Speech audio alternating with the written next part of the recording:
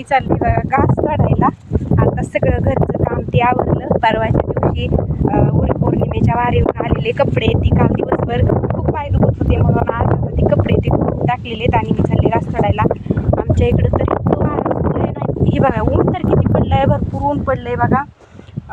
कोळपायचं होतं पण कोळपायचं पण तसंच ठेवलंय कारण पाऊसच नाही. आता पहिलं म्हणायचे आखाडी महागारी फिरली की पाऊस येतो, पण पावसाचा तर काय पत्ता नाही.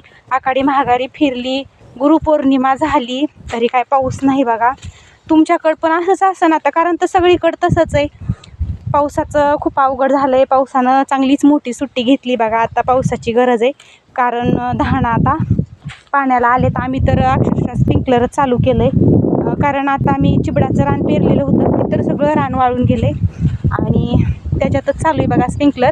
आता मग ही जी काय मोठं झालं आहे का सोयाबीन, ह्याच्यात परत उद्या परवा दिवशी वर आणून टाकायचं. आता ह्याच्यात काय होतं आहे, शेतकऱ्याचं कामवाढीचा धंदा आहे हो, सगळा कामवाढीचा धंदा आहे. असं स्प्रिंकलर आणून वर टाकायचं, परत बदलायचं, रात्री लाईट असती, लई प्रॉब्लेम राड आहे.